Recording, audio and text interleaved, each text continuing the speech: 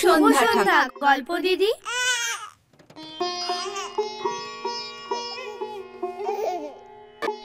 আয় সবাই বস। আজ কিন্তু আমরা সবাই রূপকথার গল্প শুনবো। রূপকথার গল্প শুনবি? ঠিক আছে ঠিক আছে। হ্যাঁ, আমরা সবাই রূপকথা শুনবো।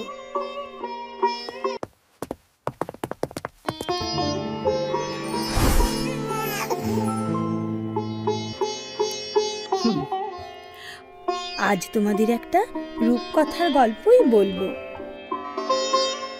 কি মজা কি মজা! কি হলো গল্প দিদি? খোলো তোমার গল্পের ঝাঁপি। ঠিক আছে, তবে শোন।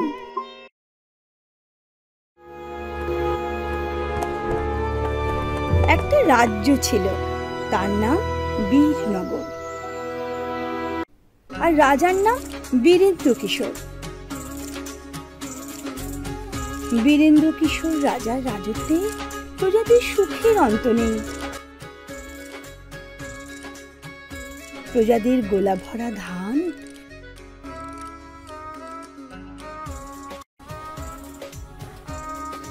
গোয়াল ভরা গাই,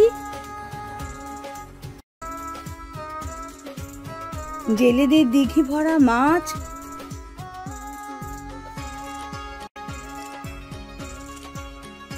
প্রজারা খাজনা বাকি রাখে না, রাজ্যের চোর ডাকাতের উপদ্রব নেই, তবু রাজার মনে সুখ নেই। রাজা মন্ত্রী, সেনাপতি, পাত্রমিত্র নিয়ে গম্ভীর মুখে রাজসভায় বসে আছেন। মহারাজ, অভয় দেন তো, একটা কথা বলি। বলো। মহারাজের কি কোনো কারণে দুশ্চিন্তা হচ্ছে? আমাদের রাজ্যে তো।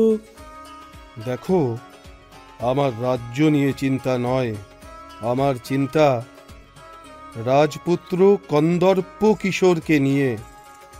দেখেছ তো, রাজপুত্র বঁশি ছেড়ে বাঁশি ধরেছে। ঠিক ঠিক। রাজপুত্র কন্দর্প কিশোর, ঠিক কন্দর্পের মতো চেহারা, সুগঠিত সুন্দর দেহ, গৌরবর্ণ, উন্নত নাসা, আয়ত মায়া ভরা চক্ষু।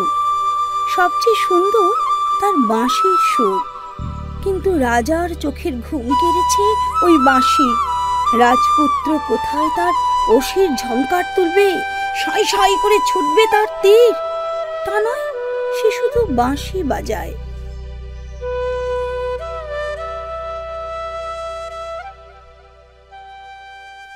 মহারাজ, রাজপুত্রকে ডেকে একবার জিজ্ঞাসা করলে হয় না? ঠিক ঠিক। পাত্রমিত্র সভাসদেরা দৌড়ে গিয়ে রাজপুত্রকে ধরে নিয়ে আসে।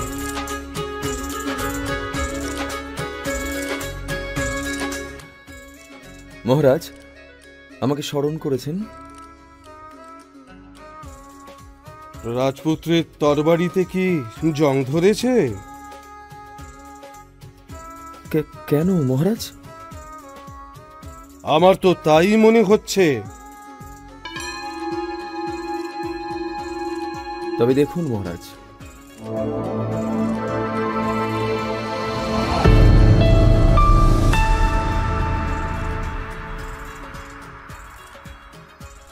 রাজপুত্র তার কোমর থেকে তরবারি বের করে প্রাসাদ অলিন্দে রাখা একটা বিশাল পাথরের মূর্তিকে দু টুকরো করে ফেলল। সাধু সাধু সাধু সাধু। তবে কি তোমার তীর্ধনুকে আর লক্ষ্যভেদ করতে পারছো না? তাই অলিন্দে বসে বাঁশি বাজাও। চোখের পলকে রাজপুত্রের গৌরবর্ণ লাল হয়ে উঠল। পিঠ থেকে তীর আর টুনির থেকে বাণ বের করে কিছু দূরে একটা দাঁড়কাক কর্কশ্বরে ডাকছিল, তাকে লক্ষ্য করে তীর ছুড়ল। সবাই অবাক হয়ে দেখল দাঁড়কাকের কোনো ক্ষতি হলো না, শুধু তার ঠোঁট দুটো বন্ধ হয়ে গেল। সাধু সাধু সাধু সাধু সাধু সাধু। এবার দেখলেন তো মহারাজ? যুবরাজ, আমার অপরাধ নেবেন না। আপনার একবার মৃগয়া করতে যাওয়া উচিত। মহারাজেরও কি তাই ইচ্ছে?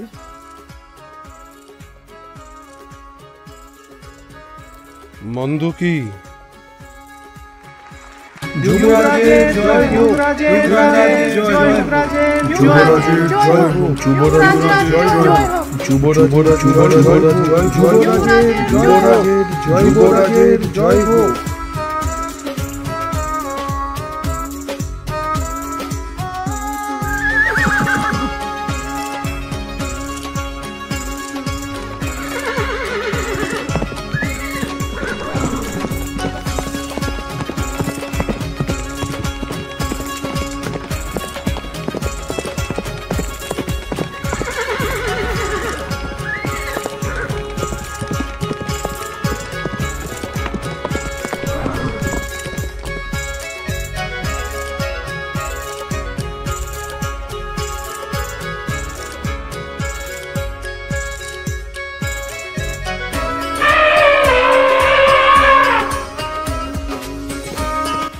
চারিদিকে সাজো সাজো রব। রাজপুত্র চলেছে মৃগয়ায়।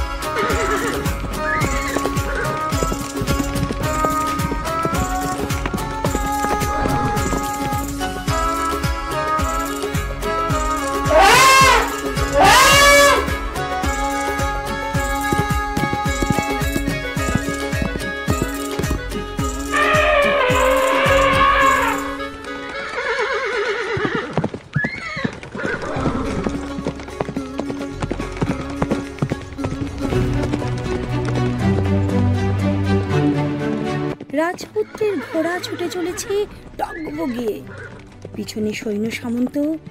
দিন যায়, রাত গড়িয়ে আসে, সামনে গভীর অরণ্য।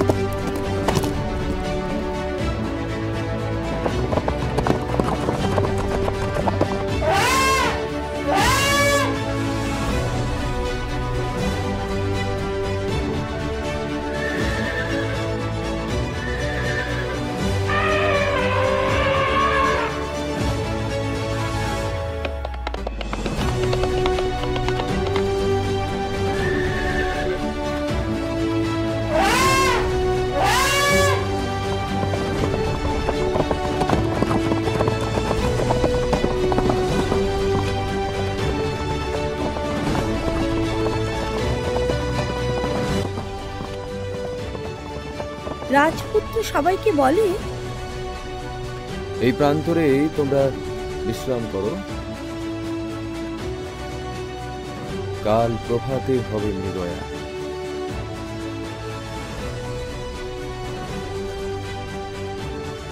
তারপর রাজপুত্র ঘোড়া থেকে নেমে একটা গাছতলায় পিঠে তুনির, কোমরের তলোয়ার খুলে, মাথার পাগড়ি দিয়ে মুখটা ঢেকে শটান শুয়ে পড়ল।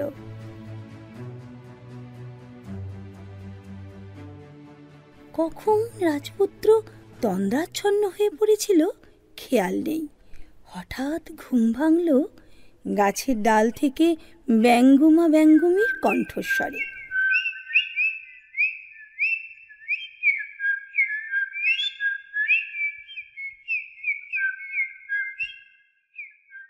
গোমা, কোনো নির্লোভ রাজপুত্র যে হবে অসম সাহসী আর তার বুক ভরা থাকবে ভালোবাসা, সেই রাজপুত্র যদি তার রক্ত দিয়ে আমাদের সন্তানের চোখ ধুইয়ে দিতে পারে, তবেই তো ও চোখে দেখতে পাবে, তাই না? হ্যাঁ, ভগবানকে ডাক তেমন রাজপুত্রের দেখা যেন আমরা পাই। সূর্যদেব ওঠার আগেই উষা লগনে আমাদের সন্তানের জন্যে আর আমাদের নিজেদের জন্যে খাবার সংগ্রহ করতে হবে। চল বেরিয়ে পড়ি।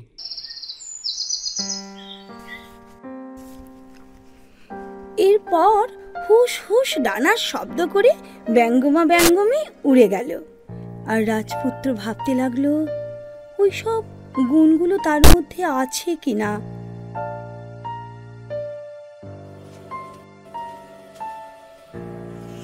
দেখাই যাক না। যেই না ভাবা, অমনি রাজপুত্র তরতরিয়ে গাছে উঠে পড়ল আর কোমরে গোজা কৃপান দিয়ে কবজি থেকে কনুই পর্যন্ত চিরে দিল। গল গলিয়ে বেরিয়ে এলো তাজা রক্ত, আর সেই রক্ত ছড়িয়ে দিল শিশু ব্যঙ্গমার দুই চোখে। অবাক কাণ্ড! সেই রক্ত চোখের উপর পড়ার সঙ্গে সঙ্গে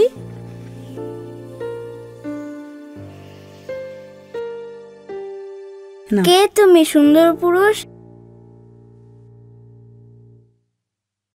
আমি যে তোমায় দেখতে পাচ্ছি। আমি তোমার বন্ধু, আমি একজন বাঁশিওয়ালা। তুমি আমার সঙ্গে নিচে চলো, আমি তোমায় বাঁশি শোনাবো।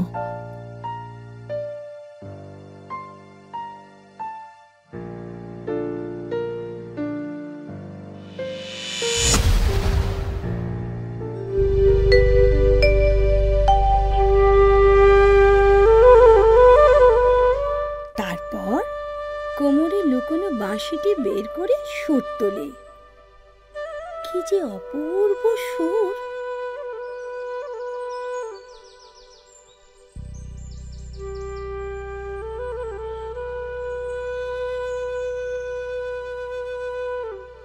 আর ওই বাঁশি শুনেই হুস হুস করে ছুটে আসে ব্যঙ্গমা ব্যঙ্গমী।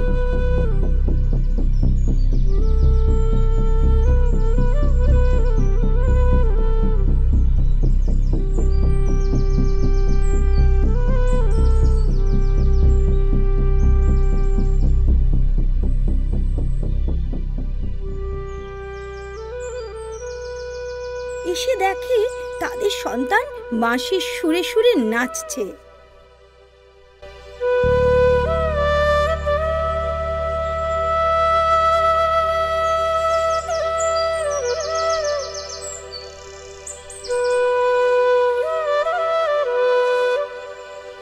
কে তুমি রাজপুত্র?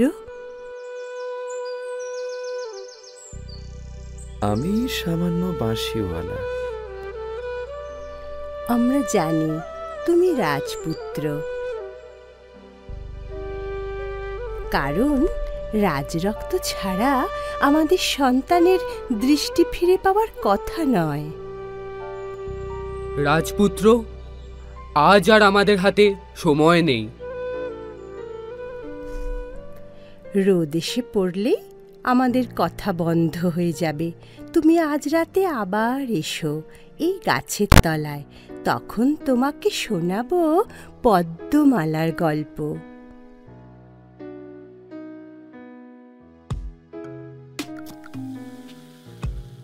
তারপর শোনা যায় ঘোড়ার খুরের টকবক শব্দ।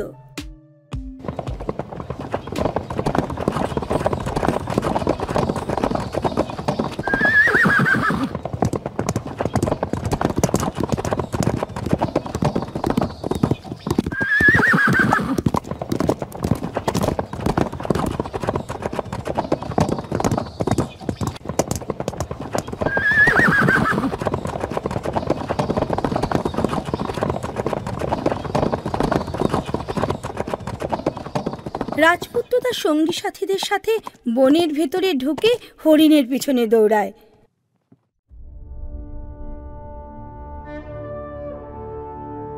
পশু পাখি হত্যা সে একদম পছন্দ করে না।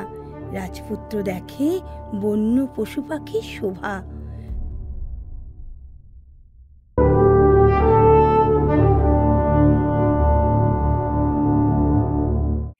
ক্রমে সন্ধ্যা নেমে আসে।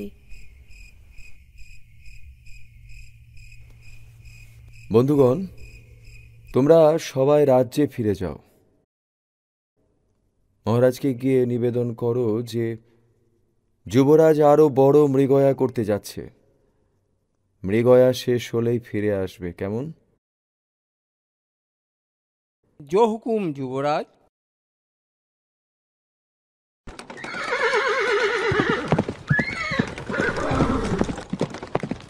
ক্রমে সন্ধ্যা গাঢ় হয়ে আসে।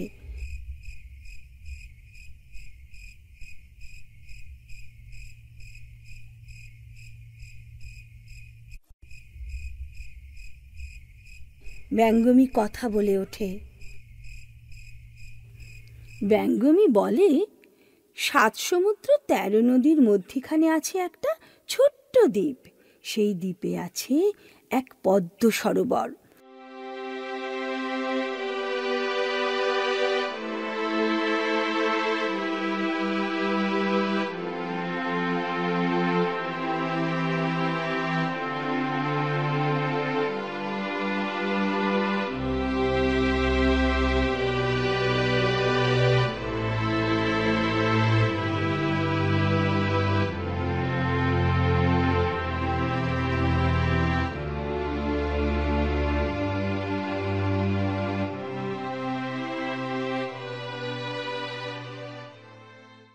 সেই সরোবরের একটা শ্বেতপদ্মের উপর ঘুম পাড়িয়ে রেখেছে পদ্মমালাকে।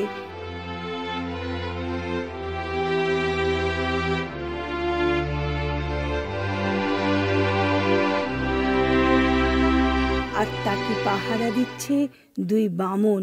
তাদের হাতে আছে মৃত্যুঞ্জয়ী তলোয়ার।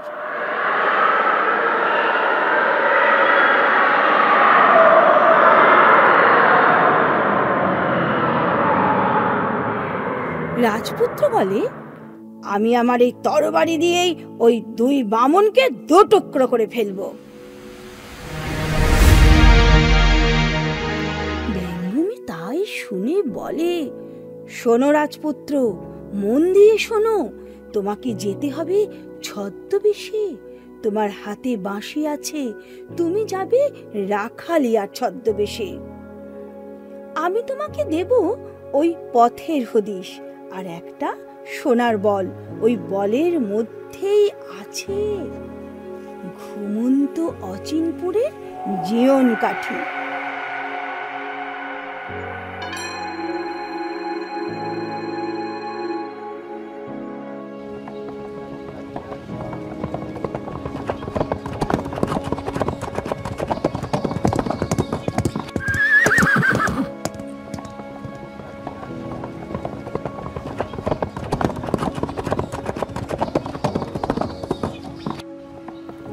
তারপর রাজপুত্র ঘোড়া হাঁকিয়ে সমুদ্রের পাড়ে পৌঁছলো।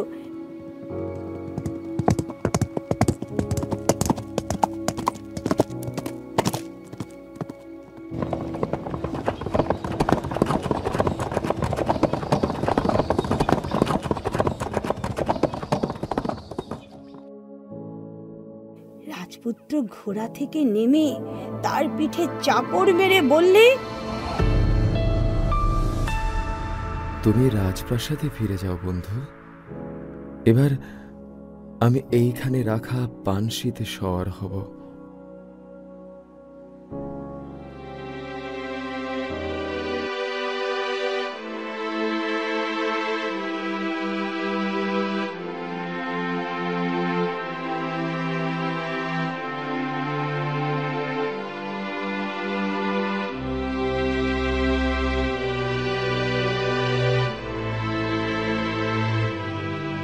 চল পানসি সেই অজানা দ্বীপে, যেখানে রাজকন্যা পদ্মমালা অপেক্ষায় আছে আমার জন্য।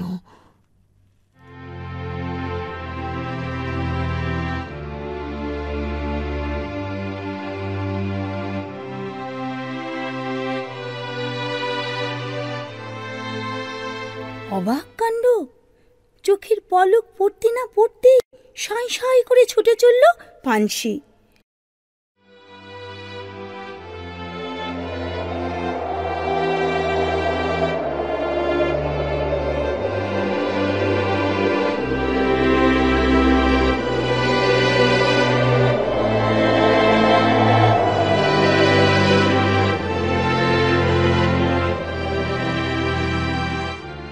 রাজপুত্র দেখল একটা ছোট্ট দ্বীপ, ঘন বন জঙ্গলে ঢাকা।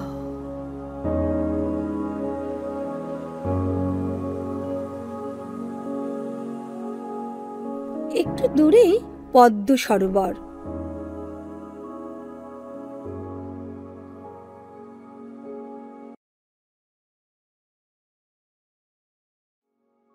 রাজপুত্র নিঃশব্দে এগিয়ে এলো সরোবরের দিকে। সেই দিকে তাকিয়ে রাজপুত্র স্তব্ধ হয়ে গেল। 2.5 হাত দুটো বামুন, তাদের চুল দাঁড়িয়ে এত লম্বা যে মাটিতে লটপট করছে, আর তাদের একজনের আর একজনের কাছে আসতে সময় লাগে 2.5 দণ্ড। চল পানসি ঘুমন্ত রাজপুরী।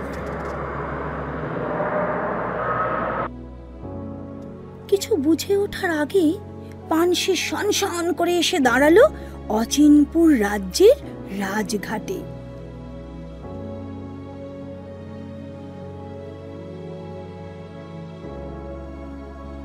বিশাল রাজপুরী, সারি সারি মহল, কিন্তু সবাই ঘুমন্ত, যেন এক নিদ্রাপুরী।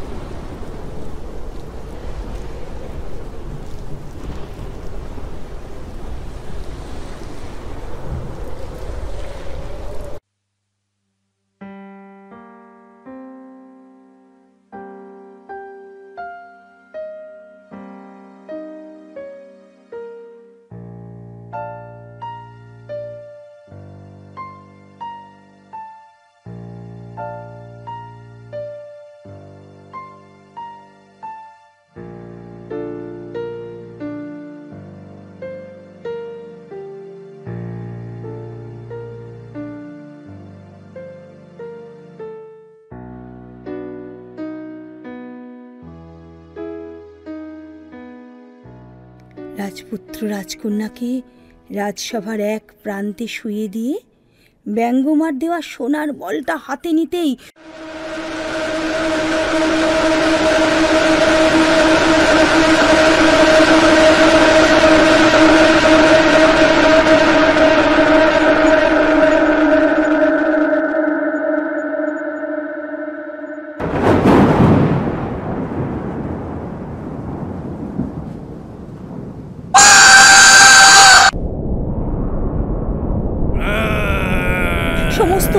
আকাশে মেঘের গর্জন, চারিদিকে অন্ধকার করে এক বিশাল দৈত্য হাঁ করে ছুটে এলো।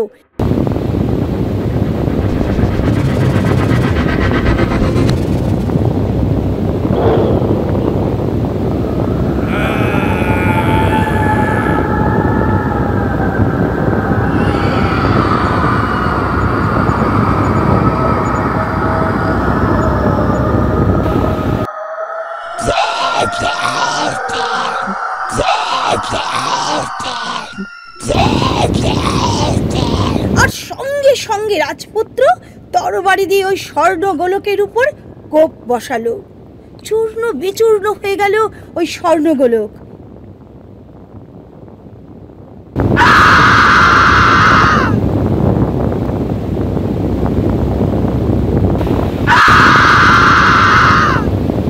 আর দৈত্যের বিশাল দেহ টুকরো টুকরো টুকরো হয়ে ছড়িয়ে গেল রাজপুরীর আনাচে কানাচে।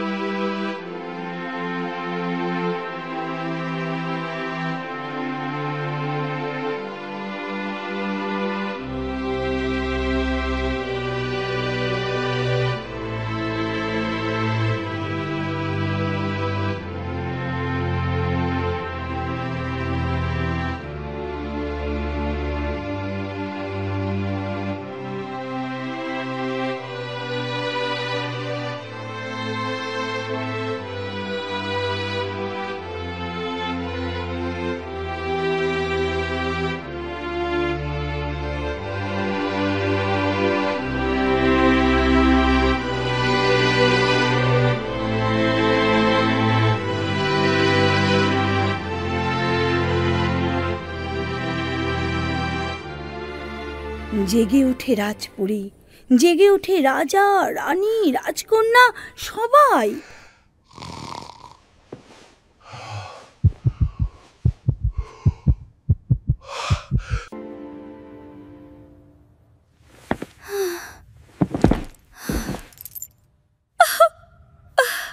তুমি কি কোনো ছদ্মবেশী দেবতা? কন্যা, আমি একজন সাধারণ পথিক।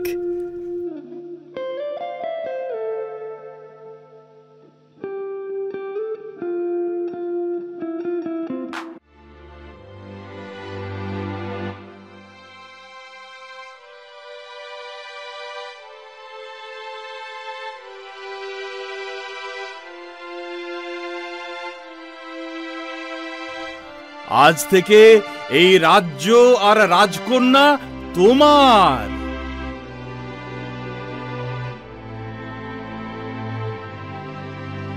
মাফ করবেন মহারাজ, উপকার করে তার দান গ্রহণ করতে নেই,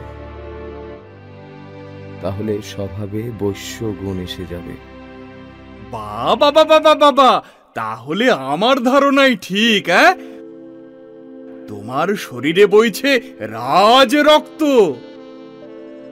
হ্যাঁ মহারাজ, আমি বীরনগর রাজ্যের যুবরাজ কন্দর্প কিশোর। ধন্য ধন্য ধন্য যুবরাজ কন্দর্প কুমার। তোমাকে দান গ্রহণ করতে হবে না, আমি প্রার্থী হয়ে যাব বীরনগরের রাজা বীরেন্দ্র কিশোরের দরবারে আমার কন্যাকে তার পুত্রবধূ করার আর্জি নিয়ে। আশা করি তিনি আমাকে বিমুখ করবেন না।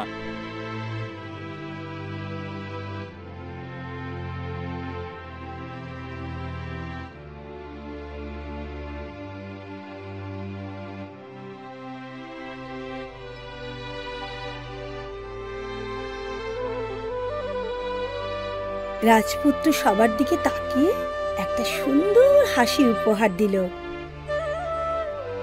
তারপর হাতের বাঁশিটি তুলে ফু দিল, তুলল একটা মনোমোহিনী সুর। সেই সুর মিলিয়ে যেতে লাগলো দূরে দূরান্তে।